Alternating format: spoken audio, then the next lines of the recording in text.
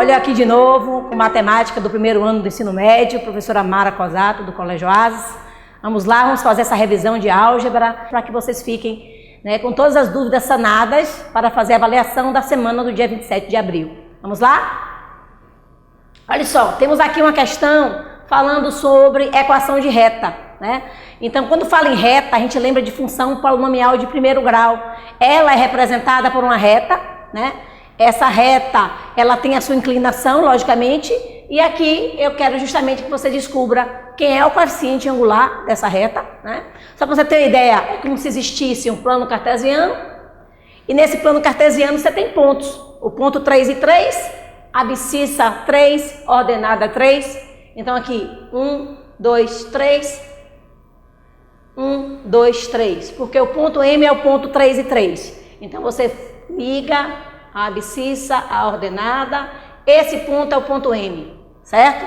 Existe também o ponto N, que é o ponto 2 e 2, então 1 aqui seria o 2, 1, 2 aqui, ligando os pontos, nós temos agora o ponto N, certo? E existe uma reta que está passando por esses pontos. Pronto, essa reta representa uma função de primeiro grau. Se vocês terem ideia, o que é que eu quero dizer? Uma reta que passa pelos pontos M e N, e eu quero o coeficiente angular, sabe por quê? Porque a equação da reta de uma função de primeiro grau é expressa por y igual a ax mais b. E esse y igual a x mais b, esse a é o coeficiente angular, que é justamente o que eu quero. Esse a é o coeficiente angular, que é o que a questão pretende que você descubra. E esse ponto B é o coeficiente linear, que é justamente o ponto onde a reta toca no eixo das ordenadas, no eixo Y. Então, mas basicamente vai ser o seguinte, eu vou fazer de duas formas para vocês escolherem a melhor, né? Mas eu vou começar por uma forma genérica que você usa para todos os tipos de questão dessa qualidade aqui. Olha só, eu quero o coeficiente angular, eu preciso descobrir quem é o A dessa função aqui. Essa é a função genérica, é uma sentença genérica que é usada para toda a função de primeiro grau. A gente trabalha no primeiro grau, certo? Função afim, função linear, que são funções de primeiro grau, certo? Então, se eu tenho os pontos M e o ponto N, eu posso muito bem descobrir quem é esse coeficiente angular, certo? Vamos lá, repetindo aqui, se Y é igual a x mais b, certo? Isso é x, isso é y, isso é x, isso é y. Então a gente vai fazer uma sentença substituindo cada x e cada y no seu devido lugar aqui. No primeiro ponto, que é o ponto M, 3 e 3. O y é 3, bote aqui no lugar do y 3. Aí o x também é 3, né? Os pontos têm as mesmas ordenadas. O a é 3, o a gente vai descobrir, o x é 3. E aqui a gente repete B, que a gente não sabe quem é B. A gente monta uma equação com duas variáveis. 3 é igual a 3 vezes A, 3A mais B. Então aqui ficamos da seguinte maneira. Se 3 é igual a 3A mais B, o contrário também é verdadeiro, né? 3A mais B igual a 3. Eu fiz isso para deixar as variáveis de um lado, né? E o que não tem variável no outro lado, no outro membro, digamos assim. A mesma coisa eu farei com o ponto N. Na mesma sentença, na mesma parte algébrica, y é igual a x mais b, só que agora trocando pelo ponto 2 e 2, que é o ponto N. O x é 2, o y é 2, então aqui vai ser 2, aqui vai ser a vezes 2 mais b, né? 2 é igual a 2 vezes a, 2a mais b. Invertendo a sentença, se 2 é igual a 2a mais b, 2a mais b é igual a 2. E aí a gente monta uma outra equação com duas variáveis. Se você tem duas equações com duas variáveis, as variáveis são a e b, a gente vai resolver o sistema e descobrir quem é esse a, que é o que nos interessa no momento. Sistema 3a mais b igual a 3, que é essa daqui, e a de baixo 2a mais b igual a 2. Se fizermos o jogo do menos 1, a gente pode fazer pelo método da adição, onde a gente corta uma variável, facilita, torna mais curta, né, a forma de fazer. digamos assim, se eu fizer o jogo do menos 1 na equação de cima, a gente vai trocar o sinal de tudo, né? Ao trocar o sinal de tudo, o mais 3A se torna menos 3A, o mais B se torna menos B e o 3 se torna menos 3. A equação de baixo você mantém 2A mais B igual a 2. E aí vamos achar esse A agora, porque a gente vai usar o método da adição, onde a gente corta menos B com mais B. Sobrou menos 3A com mais 2A, que vai dar menos A. Sobrou menos 3 com 2, que vai dar menos 1, certo? E aí, fazendo o jogo do menos 1, A é igual a 1. Descobrimos o nosso coeficiente angular. Vamos marcar aqui. O resultado foi 1, então aqui a letra D é a resposta certa disso aí, certo? Eu utilizei a forma algébrica das funções de primeiro grau, que serve para você descobrir tudo, né? Montar a função, descobrir a lei da função, descobrir o coeficiente angular ou linear. O linear, no caso, seria o B. Mas na questão eu não estou pedindo isso, pedi apenas o coeficiente angular, certo? E aí, essa questão se acaba aqui, nós descobrimos o coeficiente angular. Agora, existe um outro método, né, que é específico para você descobrir o coeficiente angular, que eu vou fazer aqui rapidamente, mas eu não aconselho, porque não serve para mais de uma situação.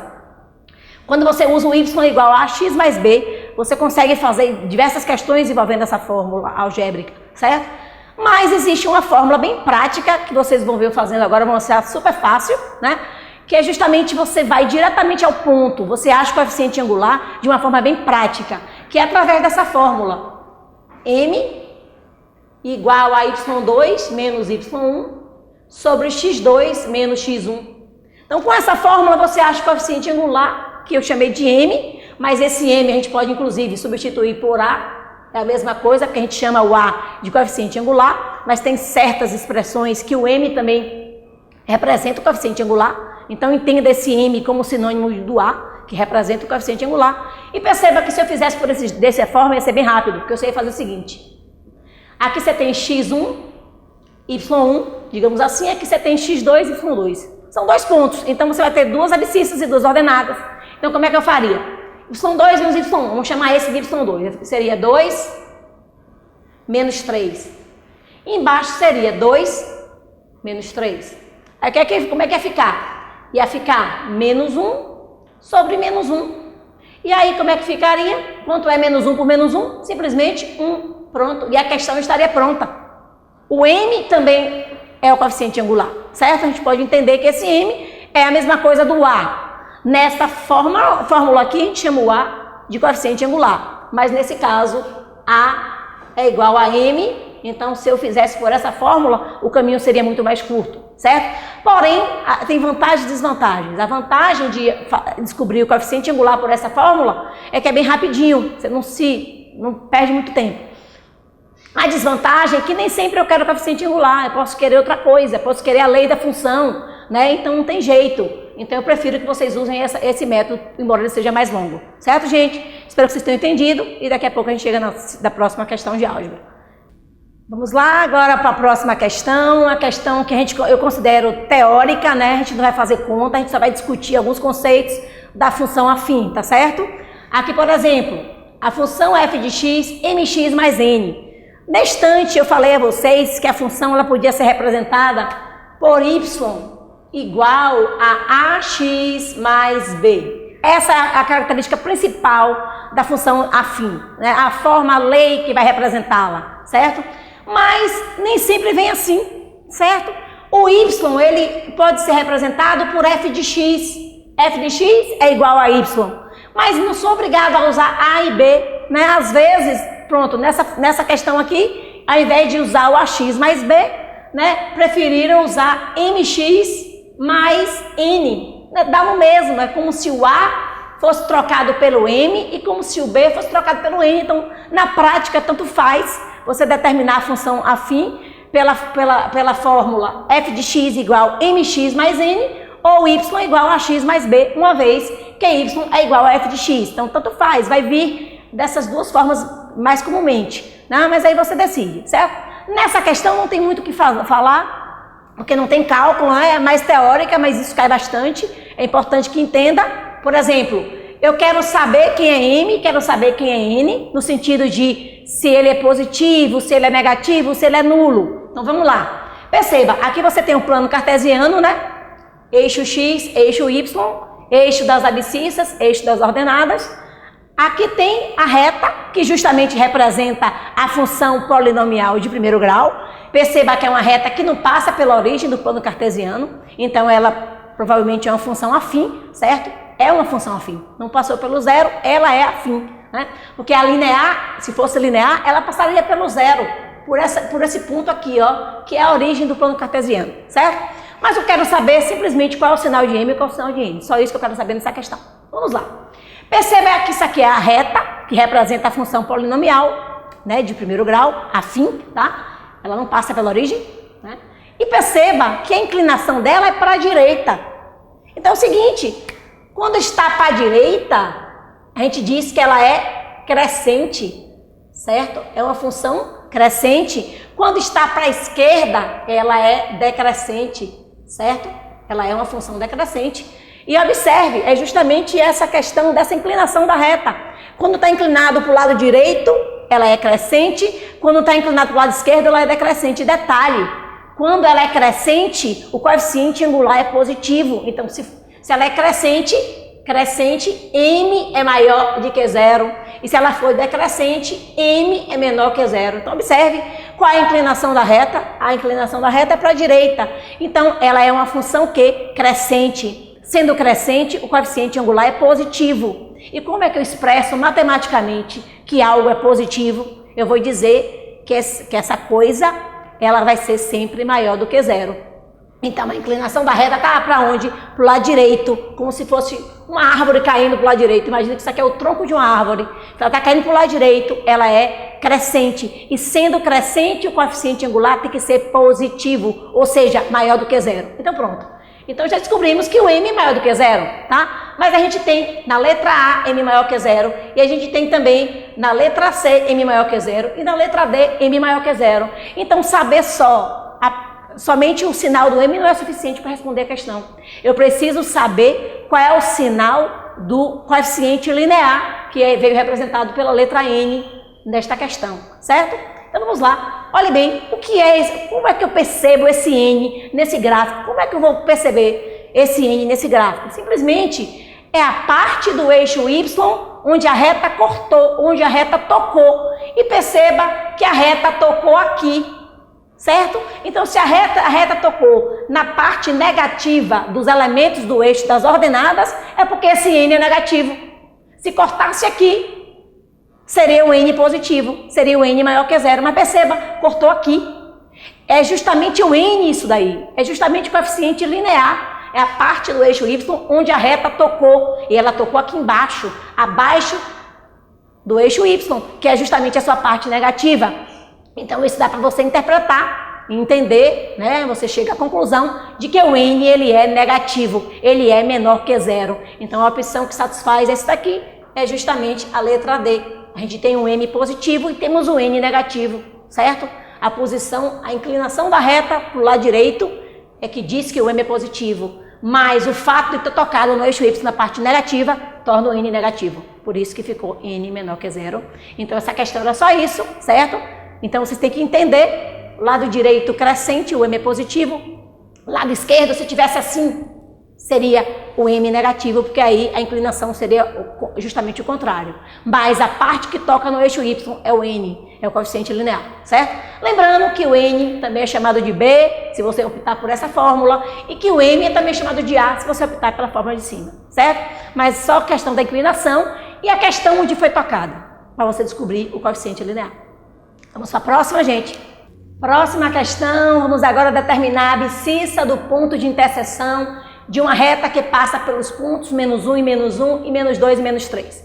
Vamos ter que passar por aquele processo todo de descobrir qual é o A, qual é o B, ou quem preferiu o M, quem é o N, que tanto faz. Então, vamos passar por esse processo todo para depois descobrir justamente os zeros da função. Em que ponto ele toca o eixo das abscissas, certo? Que nada mais é que descobrir o zero da função. Mas antes disso, temos que descobrir essa função. E para isso, vamos usar aquela fórmula genérica de y igual a ax mais b. Vamos pegar esses pontos, porque sem esses pontos a questão nem segue, né? Esse primeiro ponto x e y. Novamente vamos substituir cada número em sua respectiva letra variável, né? Vamos substituir e depois vamos formar um sistema de equação com duas variáveis e a gente resolve o sistema, tá? Inicialmente, o y é menos 1, vamos trocar o y da função por menos 1. A vezes, de novo, menos 1, porque coincidiu. Vamos repetir o b, né? Menos 1 igual a vezes menos 1 mais b, certo? Menos 1 é igual, mais com menos dá menos, a vezes 1, a mais b. Invertendo, né, os membros, se menos 1 é igual a menos a mais b, o contrário também é certo. Menos a mais b é igual a menos 1 e a gente montou a primeira equação com duas variáveis. Vamos fazer o mesmo com outro ponto, que é o ponto menos 2 e 3. Novamente, na mesma lei, ax mais b, vamos fazer as substituições. O y agora é 3, porque o y é sempre o segundo elemento do par ordenado. 3, a vezes o x é menos 2, repete mais b. Repete o 3, mais com menos menos, a vezes 2, 2a, mais b.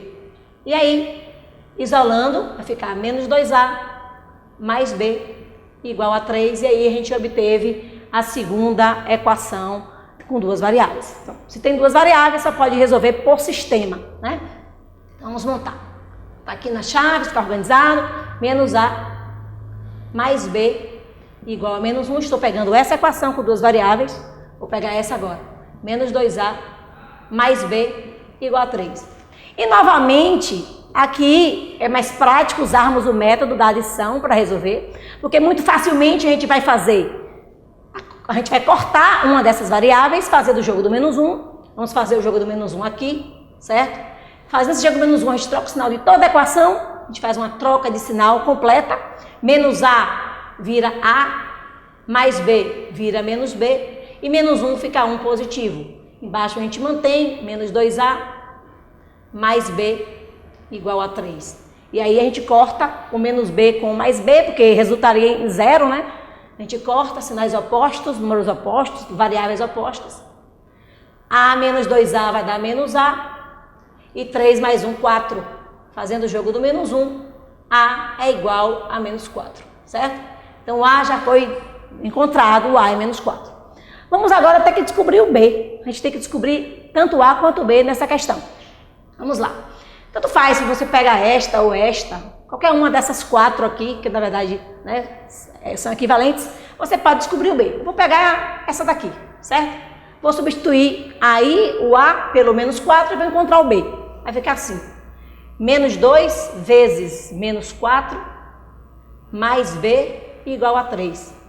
Menos com menos dá mais, 8, porque 2 vezes 4 é 8. 8 mais b igual a 3. b é igual a 3 menos 8. Então, b igual a menos 5. Pronto, descobrimos a e descobrimos b. Pronto, agora, depois que você encontra essas duas variáveis, né? O a, que representa o coeficiente angular, e o b, que representa o coeficiente linear, o que nos resta fazer agora é montar essa função, né?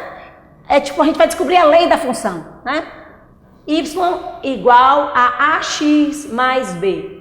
Agora eu sei que o a é menos 4, então vamos substituir esse a por menos 4, vai ficar menos 4x.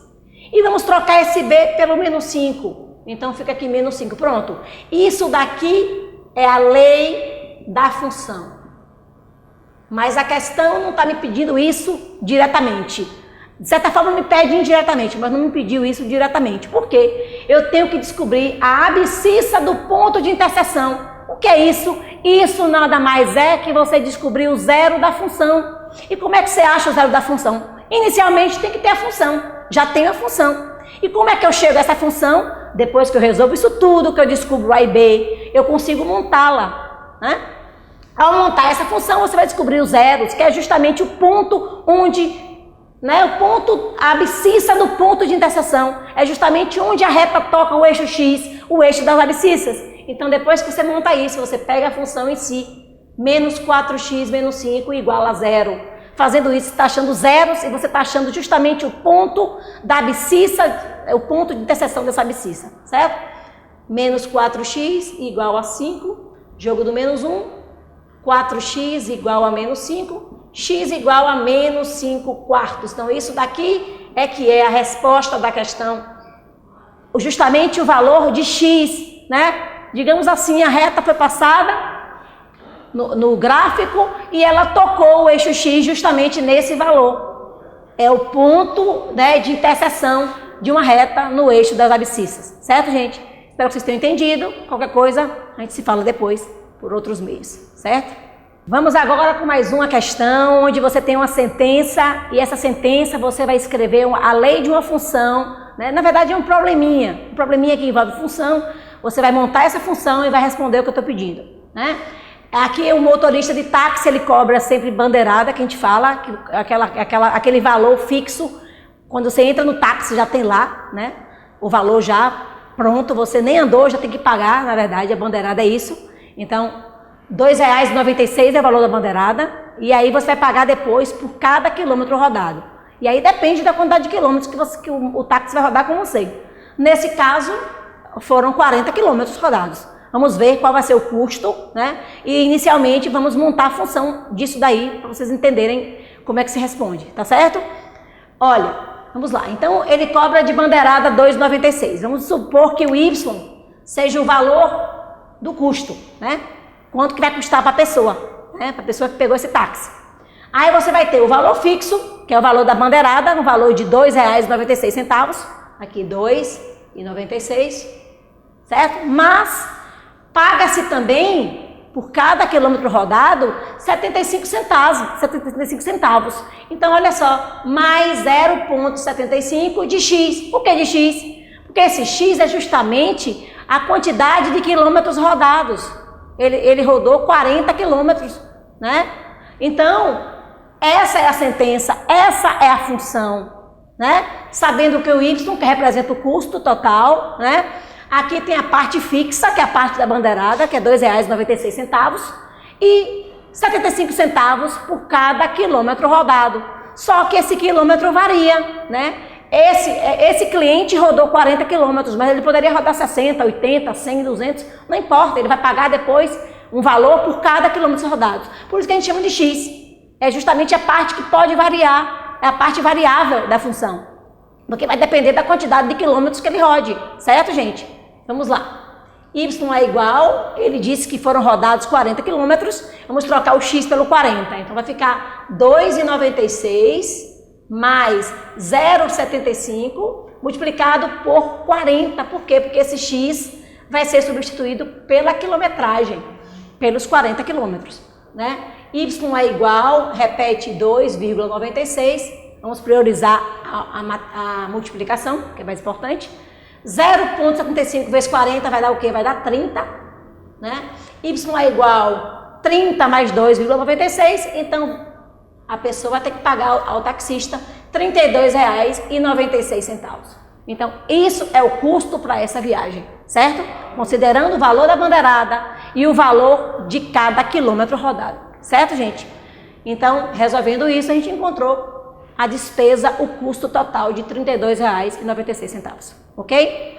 Espero que tenham entendido, é uma questão tranquila, né? Eu fico preocupada na hora da armação, tenho medo de repente armar errado, né? Então, só voltando à armação dela, o custo total é representado por Y e os quilômetros rodados pelo X. E isso aqui é a parte variável, isso aqui é a parte fixa, a parte da bandeirada, né? E aí basta que você troque o X pela quantidade de quilômetros rodados. A gente chega ao custo total da viagem, certo? Pronto, mais uma para a nossa coleção de função aqui. Mais uma que você tem que escrever uma sentença, que você tem que montar a lei da função. Né? Acredito que essas sejam as mais chatas, quer dizer, são as que eu mais gosto, porque tem que ter uma interpretação lógica bem grande, tem que se concentrar e não errar na elaboração dessa lei, certo? Aqui, por exemplo, eu quero justamente saber a função, né, que é justamente essa lei, a função que representa o valor a ser pago após um desconto de 3% sobre o valor X de uma mercadoria. Então é o seguinte, né? Então vamos lá, como é que vai ficar, digamos assim, o preço final depois do desconto, né? Vamos representar por Y, tá certo? Pode ser f de x, uma vez que Y é igual a f de x, isso já foi falado em outras aulas que eu gravei em casa, né? Lá aleatoriamente mandei para vocês, certo?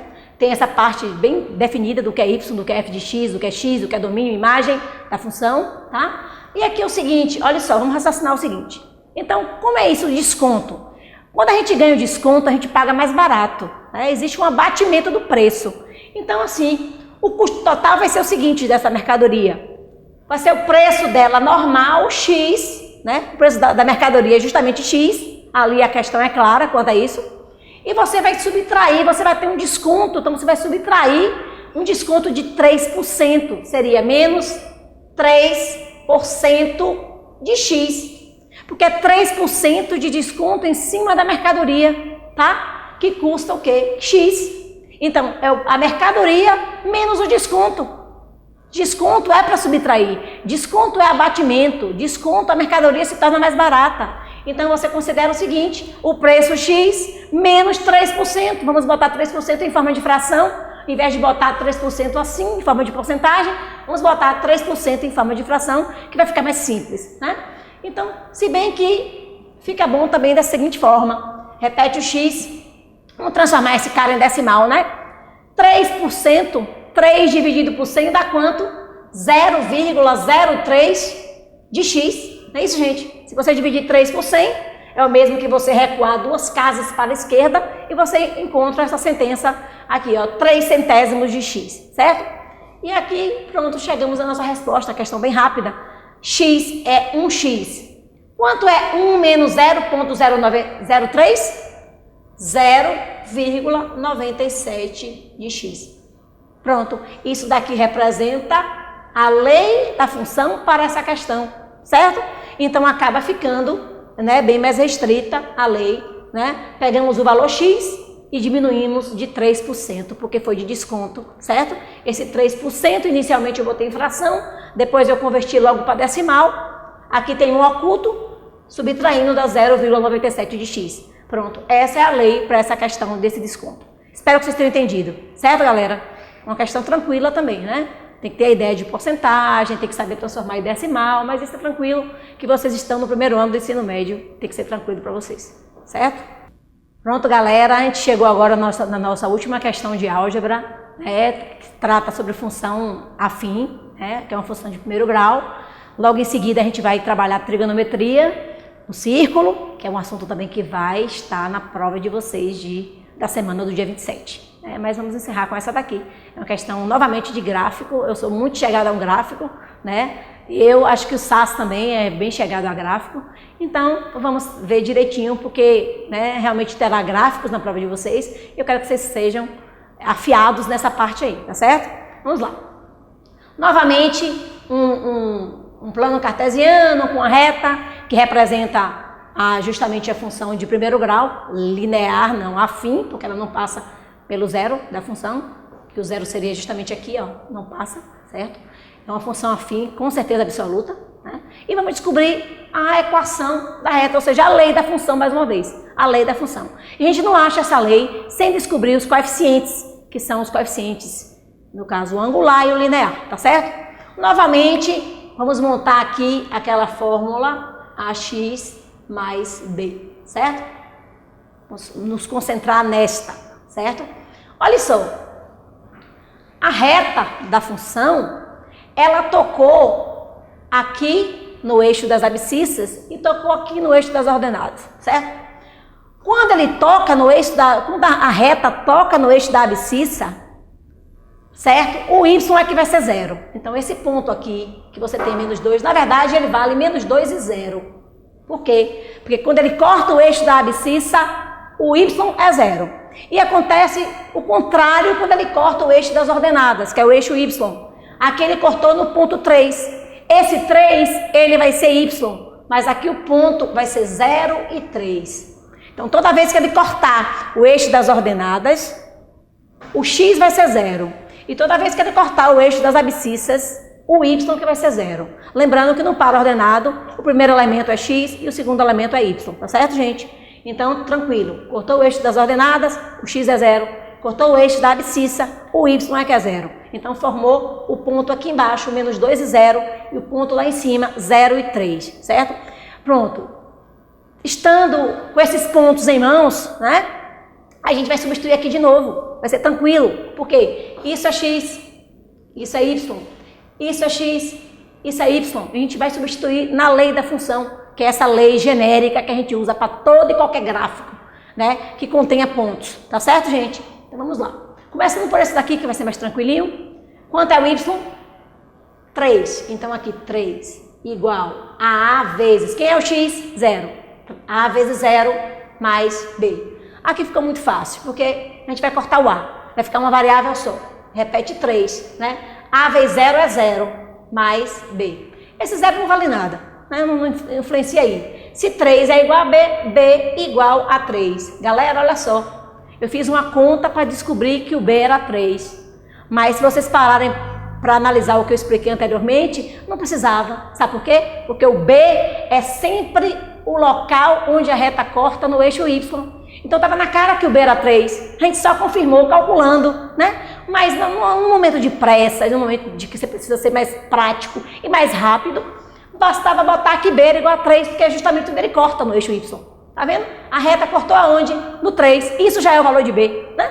Mas é bom que vocês não perdem o costume de usar a fórmula, de usar a lei da função, né? É importante também. Mas não tinha necessidade de fazer essa conta aqui na prática, não, porque o B é justamente o lugar onde a reta corta no eixo das ordenadas, que é no nosso eixo Y, certo? Cortou no 3, o valor de B é 3, tá? Mas, vamos agora usar esse outro ponto, né? Y igual a AX mais B. Vamos usar a mesma lei, a lei da função afim, né? Y agora é 0. A vezes o x, que é menos 2. E o B não é mais uma variável desconhecida. O B você descobriu aqui. Quer dizer, aqui, já estava na cara que o B era 3. Então você troca o B por 3. Né? 0 é igual a mais com menos, 2 vezes A, 2A, mais 3. Passando para lá o que tem variável para separar os membros. O menos 2A passa para cá mais 2A. E aqui continua o 3, né? E aí A é igual a 3 meios. Pronto. Tendo em mãos o A e o B, a gente vai montar agora a equação, né? A equação da reta, ou seja, a lei da função. Novamente, toda hora a gente vai falar sobre isso, né? Acho que vocês já estão até enjoados de ouvir isso. Mas o Y, ele é AX mais B.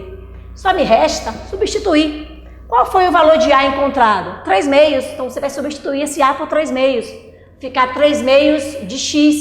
E quanto é que é o B? O B é 3, então mais 3. Certo, gente? Pronto, já cheguei à lei. Essa é a lei da função.